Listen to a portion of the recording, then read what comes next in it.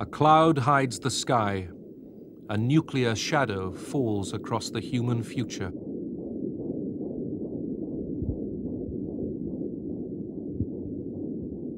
Midway through the 20th century, two superpowers prepared for a conflict which might have ended life on the planet.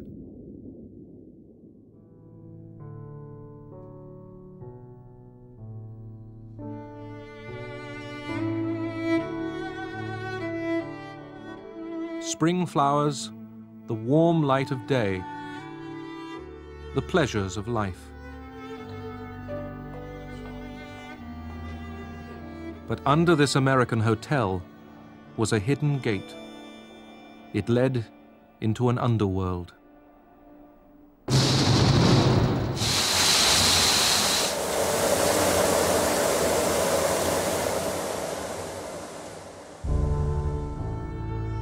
This was the shelter for members of the United States Congress in the event of nuclear war. Down here, the politicians would represent the dead and the dying in the world overhead.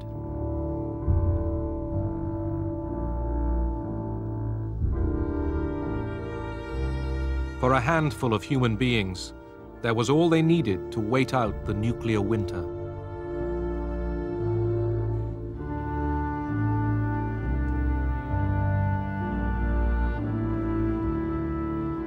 But nerves might snap, then order would be kept by force.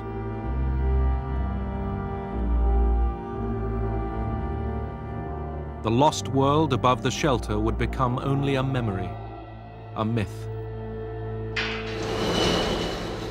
The living would come to envy the dead.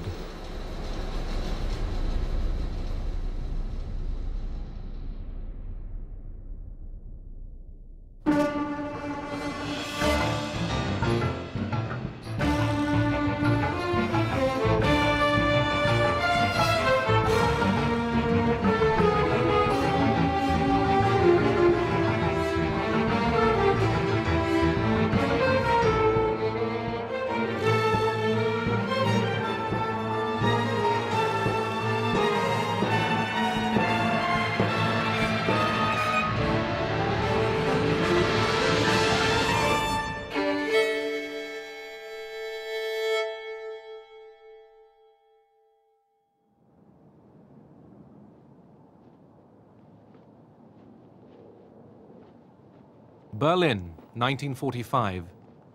Soviet troops had stormed the capital of Hitler's Reich. American, British, and French soldiers soon joined them in the ruins. Churchill, Stalin, and Truman were the official victors of the Second World War, but a special triumph was Stalin's. Russian power had pushed forward into the center of Europe.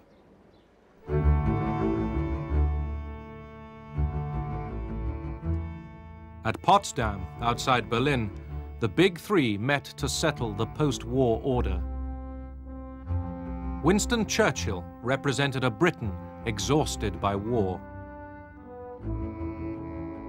while Joseph Stalin, supreme ruler of the Soviet Union, faced Harry S. Truman, 33rd President of the United States.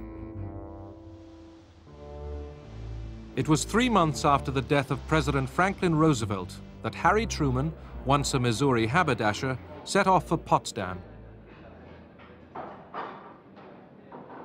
It was his first overseas conference as head of state. President Truman was unprepared for the presidency in the sense of being fully briefed and up to the minute on all that was going on. But as a senator for the past 10 years, as chairman of one of the most important congressional committees of the war, he was well aware of the major problems that a president had to face.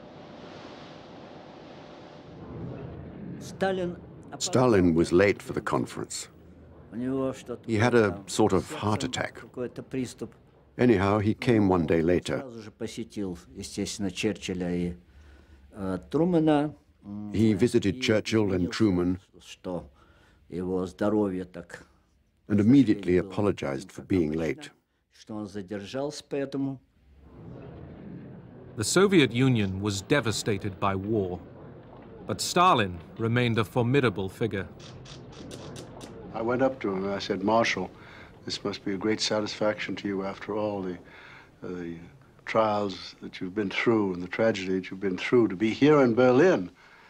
And he looked at me and said, Tsar Alexander got to Paris. Did Stalin want to push on to the Atlantic?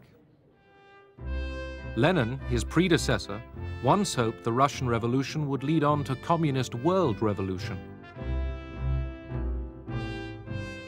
It was then, after the First World War, in a clash of ideologies, communist and capitalist, that the Cold War had its origins. In 1919, President Woodrow Wilson took ship to the European Peace Conference with his gospel for a better world, safe for small nations, sound for business. But his peace settlement excluded Bolshevik Russia.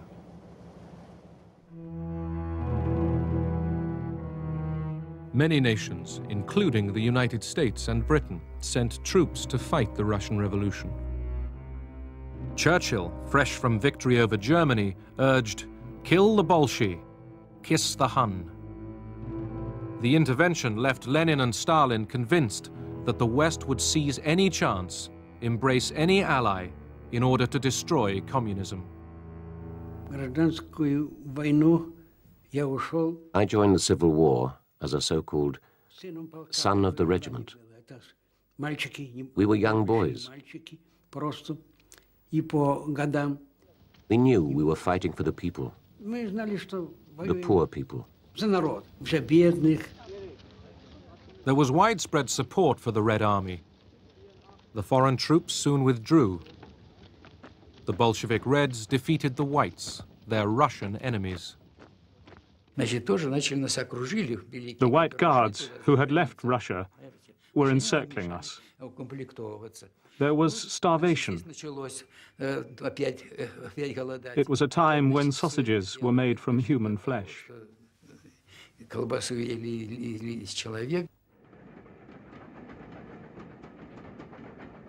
In Russia, famine followed civil war. The victorious Bolsheviks turned away from the outside world to build up the economy at home.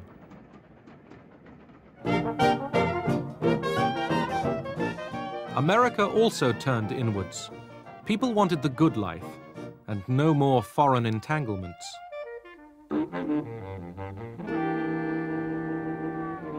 Then, in 1929, Wall Street crashed.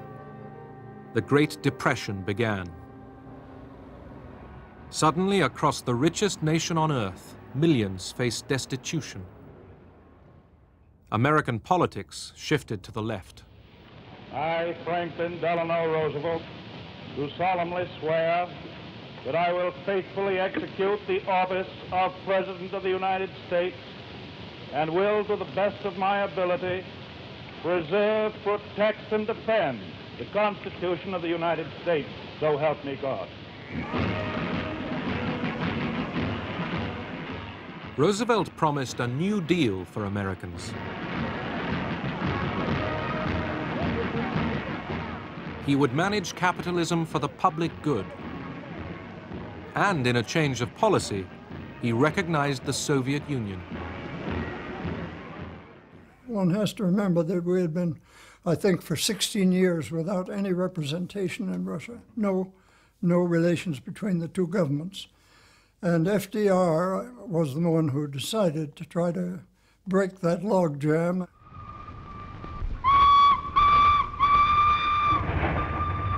Stalin's industrial drive soon attracted American experts. Some brought their families.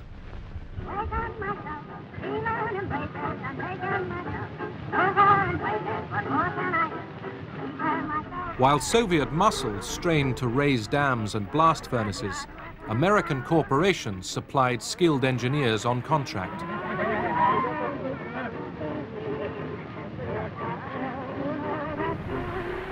Communist ideology didn't worry them. Unlike the Russians, they were free to go when the job was over.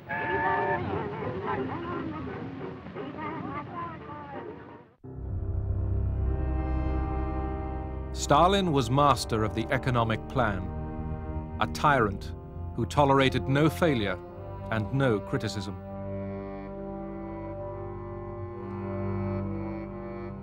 Privately owned fields became collectivized prairies. The cost of collectivization was the murder of millions of peasants and renewed famine. The truth was kept secret. People didn't really know all about the bad things. All the achievements were put down to his initiatives. Those who knew otherwise would shut up. They knew if they said anything, they would be imprisoned and shot. It was a regime of terror.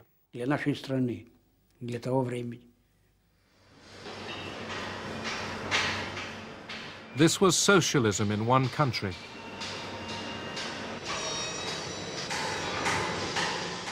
Heavy industry's output doubled in 10 years.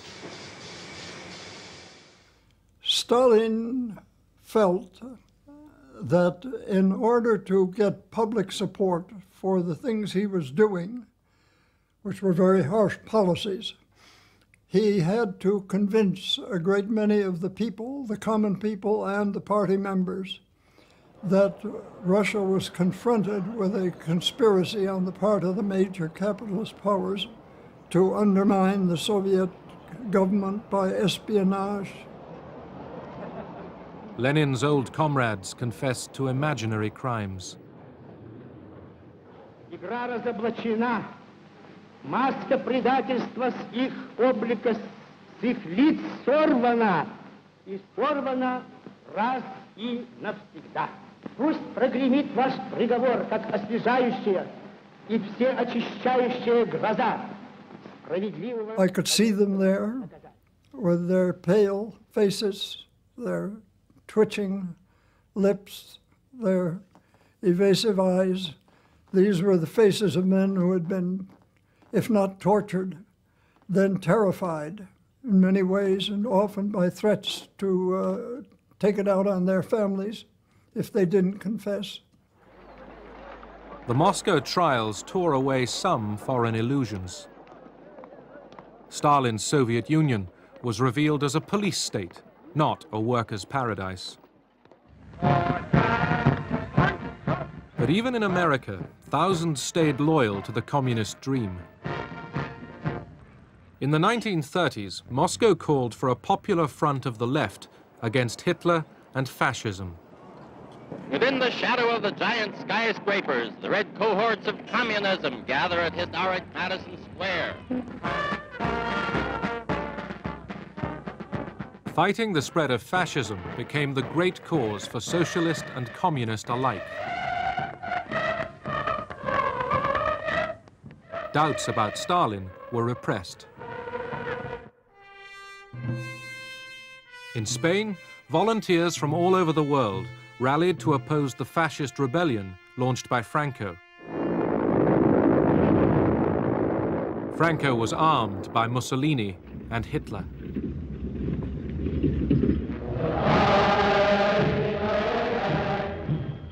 In Germany, the Nazis were rearming. Hitler did not hide his ambitions to dominate Europe and then the world. Ein Sowjetzeichen soll vor sich hertragen und wir werden in unserem Zeichen wieder siegen! Roosevelt wanted to keep out of any European war. Despite what happens in continents overseas, the United States of America shall and must remain as long ago the father of our country prayed that it might remain, unentangled and free. Britain's Prime Minister, Neville Chamberlain, trusted that Hitler would listen to reason. When I was a little boy, I used to repeat, if at first you don't succeed, try, try, try again. In September 1938, Chamberlain flew to Munich. War seemed close as Germany prepared to invade Czechoslovakia. But Chamberlain went determined to appease Hitler.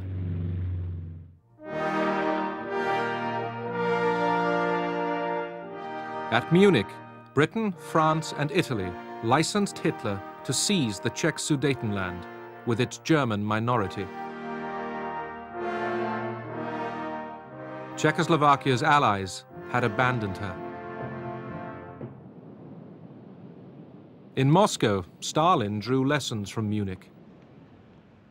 The Western democracies, he concluded, would never stand up to Hitler. Stalin planned a desperate stroke of diplomacy. The fascist and communist arch-enemies were about to embrace. Hitler flew his foreign minister, Ribbentrop, to Moscow. The Nazi-Soviet pact was signed by Soviet Foreign Minister Molotov.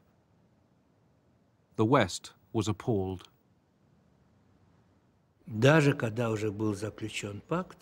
After the pact was signed, I heard this from Stalin's lips. He was often at our home. He said, "We need to win time, at least 2 years' time."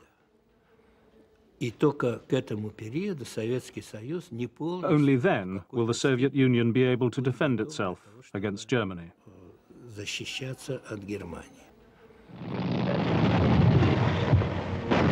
September 1939, Hitler invaded Poland. Britain and France declared war on the aggressor. Too late to save Poland. Defeated, Poland was wiped off the map. Germany and Russia had conspired against her. In eastern Poland, the communist occupiers were supervised by Nikita Khrushchev. They were taking over provinces once ruled by the Tsars. The Nazi-Soviet pact left Stalin free to grab Lithuania, Latvia, and Estonia. The Baltic states were back under Russian domination. Stalin had already outraged the world by invading Finland.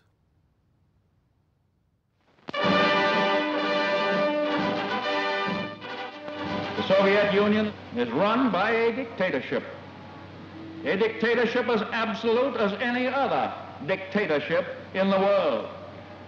It has allied itself with another dictatorship, and it has invaded a neighbor so infinitesimally small that it could do no conceivable possible harm to the Soviet Union. In 1940, Hitler struck west. By mid-1941, France, Belgium, Holland, Norway, Denmark, Yugoslavia, and Greece had been added to his conquests. Churchill's Britain held out alone. On June the 22nd, 1941, Adolf Hitler invaded the Soviet Union.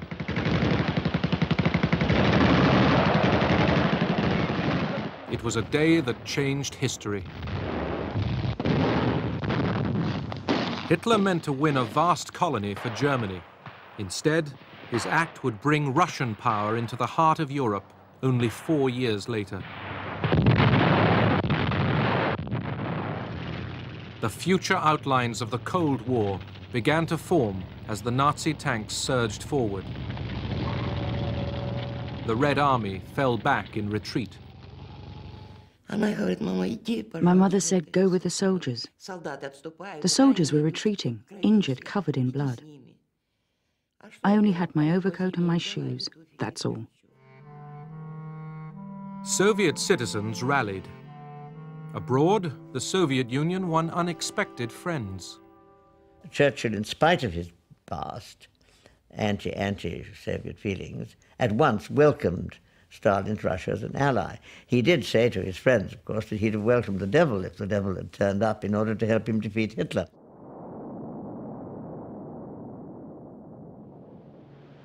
United States of America was suddenly and deliberately attacked by naval and air forces of the Empire of Japan. No matter how long it may take us to overcome this premeditated invasion, the American people in their righteous might will win through to absolute victory. America declared war on Japan. Days later, with the Wehrmacht at the gates of Moscow, Hitler rashly declared war on the United States, making Russians and Americans allies. The German thrust at Moscow was blocked. Stalin broadcast to the nation. И эти люди, лишенные совести и чести, люди с моралью животных, имеют наглость призывать к уничтожению великой русской нации. Немецкие захватчики хотят иметь истребительную войну с народами СССР. Что же, если немцы хотят иметь истребительную войну, они ее получат. Stalin already looked beyond victory. He told the British that post-war Soviet boundaries must include the Baltic states and part of Poland.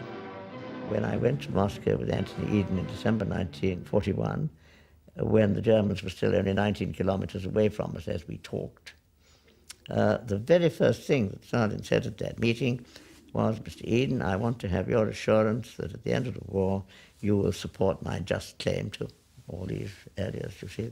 And Eden was able to take it back. He said, but oughtn't we to be thinking about how we win the war? No, said Stalin, I would like to have this clear at the very beginning. So Eden obviously had to say, well, he had no authority to discuss how the war was to end. American aid to Russia concentrated on guns and trucks. But Stalin and his people cried out for more, a second front, an Allied landing in Western Europe to relieve Soviet suffering.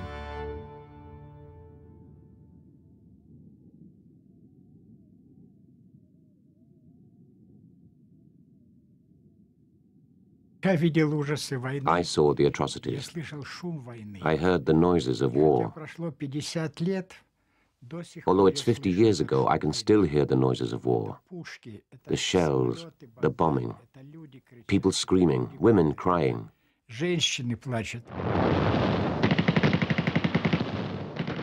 For 6 months, battle raged at Stalingrad. Hitler sent 500,000 men. The Germans were trapped and forced to surrender. The tide of war was turning.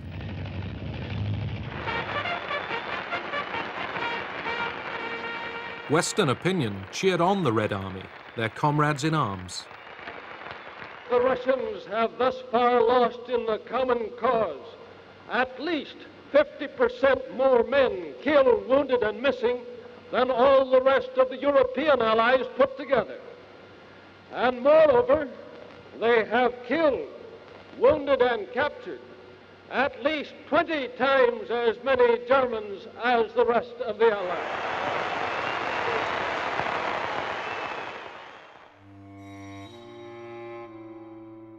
The Nazis sought ways to split the alliance against them.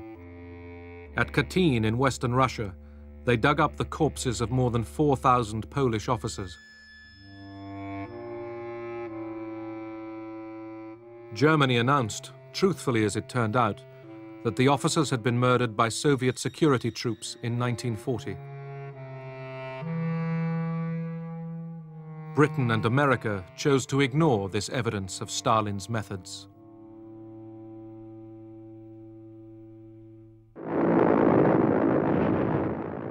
In 1943, with their alliance still intact, the Big Three prepared to meet at Tehran in Persia.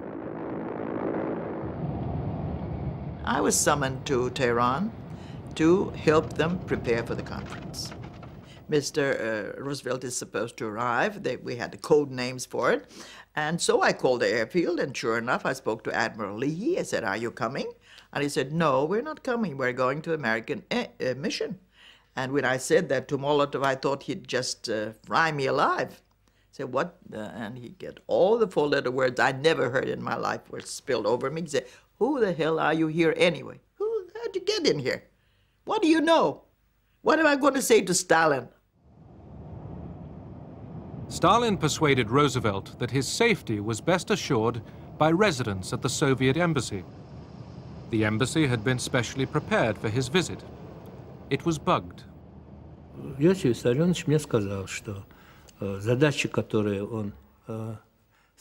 Stalin told me that the task he was putting to our group, and particularly to me, was ethically very unattractive.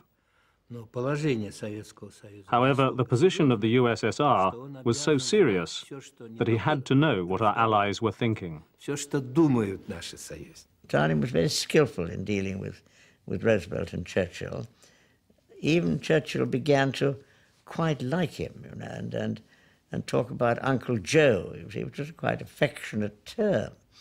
And they both had this idea that if you treated him the right way, the phrase was, if you treat Uncle Joe like a member of our club, perhaps one day he will behave like a member of our club.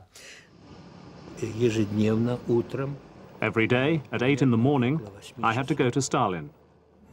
I went with all the transcripts, in Russian and in English.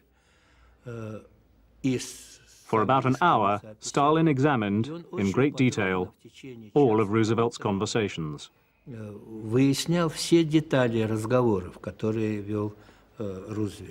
don't think FDR was capable of conceiving of a man of such profound iniquity, coupled with enormous strategic cleverness, as Stalin. He had never met such a creature. And Stalin was an excellent actor, quiet, affable, reasonable. He sent them all away thinking this really is a great leader. The Allies agreed that post-war Eastern Europe would be a Soviet zone of influence. Stalin would annex Eastern Poland. As compensation, the Poles would get a slice of Eastern Germany. Poland was offered no choice. Together, the Big Three mapped out the future.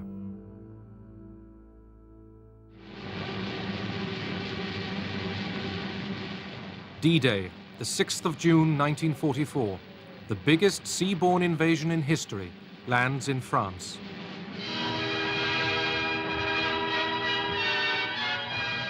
This was the second front Stalin longed for. On the Eastern Front, Russian armies continued to advance. Nazi road back out of Russia. Every rail line blown up as they flee. Of course, Nazi propaganda now stresses the masterful retreat.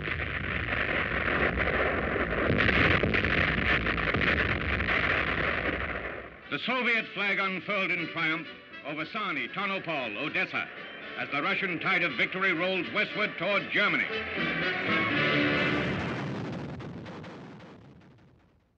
As the Red Army approached Warsaw, the Polish resistance seized the city from the Germans. The Poles hoped to liberate themselves and confront Stalin with an independent Poland. The Polish Home Army rose to take over Warsaw when the Germans left and before the Russians arrived. And the Russians had encouraged them to do this. And then the Russian army stopped on the Vistula. Stalin claimed that his armies needed to pause outside Warsaw and regroup. The Germans counterattacked. Polish freedom fighters were abandoned by the Russians, who were sitting with their forces across the river and could easily have gone in to help them. I thought for various reasons that that was the point at which American policy should have changed. The Poles held out alone against the Germans for 63 days. When the Rising collapsed in slaughter and Warsaw was destroyed, Poland blamed the Soviet Union.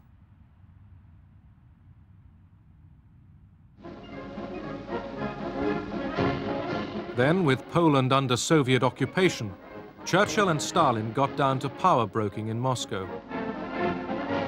One night, Churchill scribbled down a formula for carving up Europe. Romania, Soviet influence, 90%. Greece, 90% British and American. Yugoslavia and Hungary, 50-50. Bulgaria, 75% Russian. Stalin ticked his agreement. Churchill wondered if the note should be destroyed. Stalin told him, "No, you keep it." Yalta in the Crimea. Churchill wanted the next Big Three meeting to be held in the West, but Stalin insisted on a Soviet meeting place. Stalin wanted to please them. And I will tell you, I only saw how hard people worked with everything devastated around, bringing crystal glass, bringing white napkins and tablecloths and furniture. Even when Mr. Winston Churchill said once, you know, sort of, "Oh, I wish I had a lemon with my gin and tonic," the next day they found a lemon tree.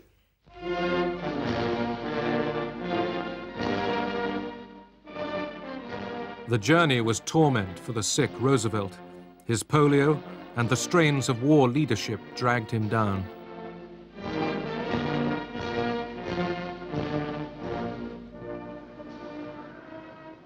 In the former Tsar's palace, the leaders faced a heavy agenda. They must decide how to govern a defeated Germany, and they wanted to get the Polish question settled. Eastern Europe, important though it was only one of many other things. First of all, winning the war and then occupying Germany. Secondly, seeing to the war against Japan. Thirdly, the post-war arrangements. Stalin knew that the war was won. After all, the Russians were only 40 miles from Berlin at that time. They were on the point of capturing Budapest. They'd swept through parts of Eastern Europe, not the whole lot yet. He was a very shrewd negotiator. He doesn't look you in the eye.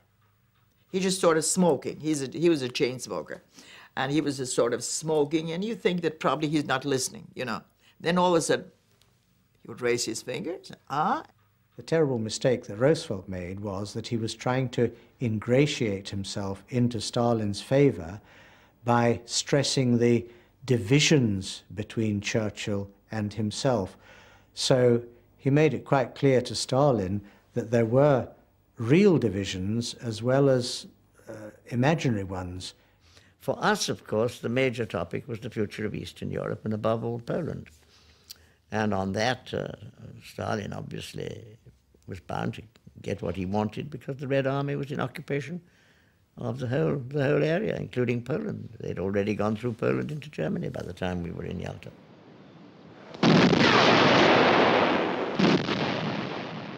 By now, the Balkans and most of Poland were in Soviet hands.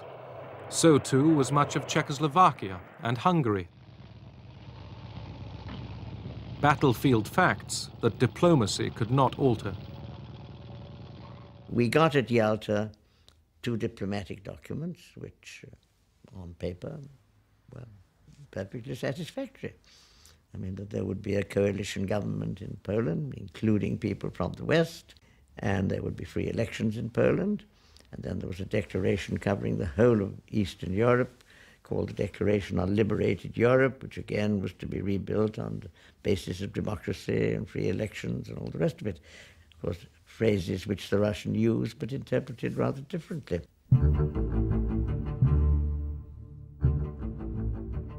Stalin promised that the Polish elections would be free and fair. Tired of arguing, the others took him at his word. Germany would be governed jointly by the victorious Allies, and Stalin secretly pledged to join the war against Japan. Churchill was confident. We have all bound ourselves to work together to make sure that there is increasing happiness and prosperity for the broad masses of the people in every land, no longer subject to the hard strains of war. There is the prospect which has now opened before us.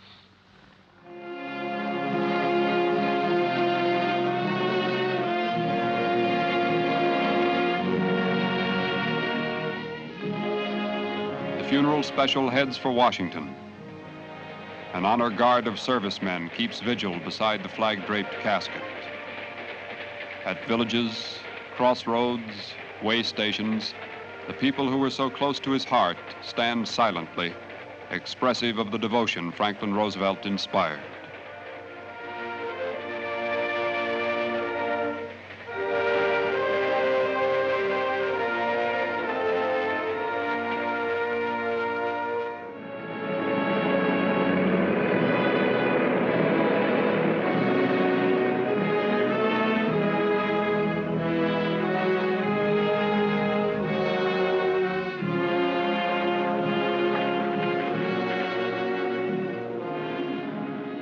As the president was buried, the last battles in Europe were ending.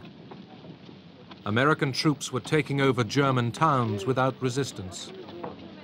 They were glad to see the American troops because they had a terrible fear of having Russians occupy or come into their area. As the Allies advanced, they discovered the full horror of German crimes.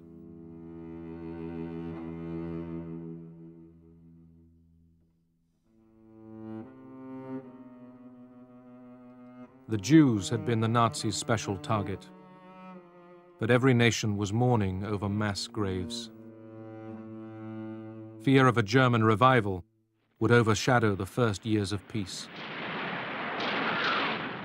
Soon, Soviet and American troops would meet in Germany. Our lieutenant came in one day and said he wants to get the patrol together. We're going to go and see if we can find some Russians.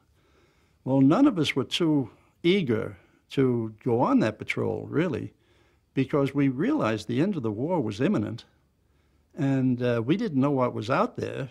And, you know, we had gotten this far. Why stick our necks out again? We kept going, and we kept running into no resistance, and everybody was retiring and surrendering. And we just, I guess, were lucky we got to the Elbe River, and we saw the Russians on the other side. I told my girlfriend, you stand there, and I'll stay here. We waited for them to come ashore. We could see their faces. They looked like ordinary people. We had imagined something different. Well, they were Americans. I guess we didn't know what to expect from the Russians, but when you looked at them and examined them, you couldn't tell whether, you know, if you put an American uniform on them, they could have been American. Когда встретились, как мы целовались с ними. Не знали, кого целуем. We didn't know who we were kissing. We were just kissing everyone.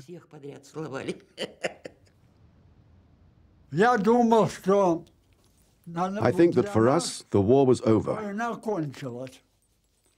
We washed our feet in the Elbe River. We washed our faces and hands. We thought that now we'd met the Americans, the war must be over.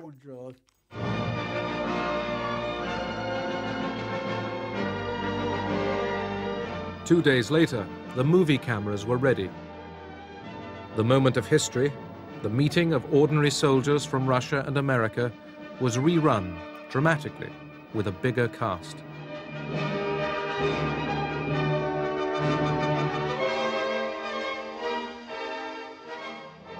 By Allied agreement, the capture of Berlin was left to the Russians. April 1945, the Red Army launches its final offensive towards Berlin. The war cost the Soviet Union 27 million lives, nearly 40 times American and British losses put together.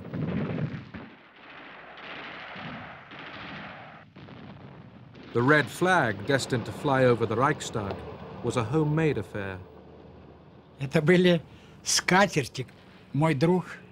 We used tablecloths. One night I helped my friend, a Jewish tailor, sew them into 3 flags. We took them to Berlin. I found 3 soldiers and we climbed up. The first photograph I took was of the flag I brought from Moscow, the Soviet flag over Berlin.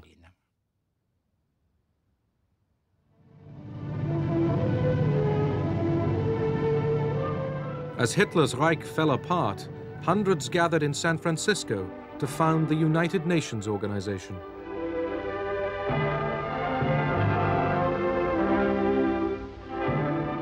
The Soviet delegation was led by the man who had signed the Nazi-Soviet pact, Molotov.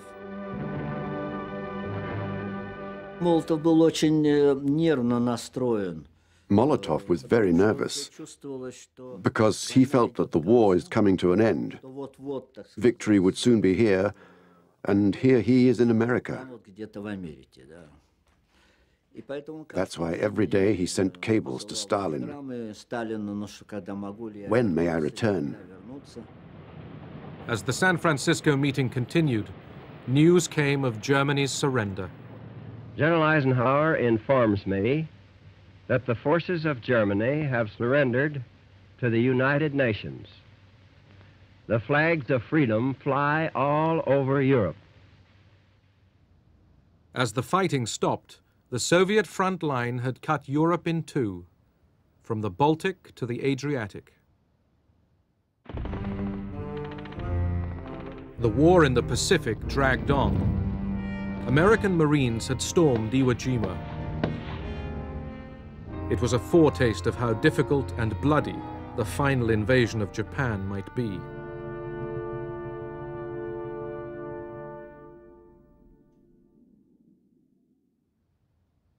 Potsdam in conquered Germany, site of the third Allied summit. The attitude in Washington toward the Soviet Union had begun to change well before Potsdam. Storm signals were already flying. Truman declared officially and quite sharply that the declaration on Europe adopted at Yalta is not being carried out in some countries. Которое было принято всеми в Крыму на конференции, что в частности в некоторых странах Governments are being set up which the United States will not recognize. Которые Америка не может признать.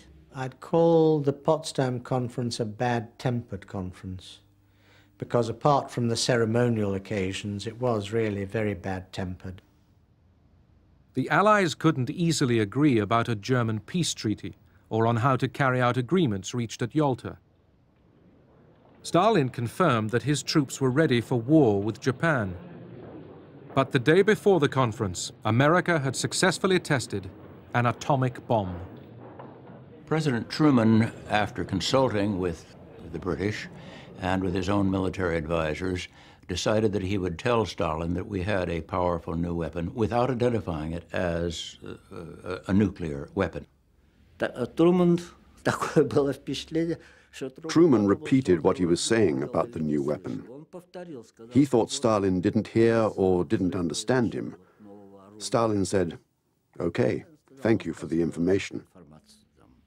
There was some question amongst the Americans as to whether Stalin had really understood what Truman was saying. As we now know, they knew all about the Manhattan Project through espionage and their own agents. With the conference still in session, news arrived from London that Clement Attlee had been elected British Prime Minister. Мне показалось, что наибольшей сенсацией для Сталина... I had a feeling that the biggest sensation for Molotov and Stalin was not the bomb explosion, but the fact that Churchill was not re-elected in England.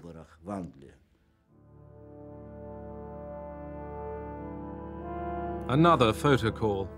The world must see that the Allies were still united. On August the 2nd, the conference ended and the statesmen went home. 4 days later, America dropped an atomic bomb on the city and people of Hiroshima.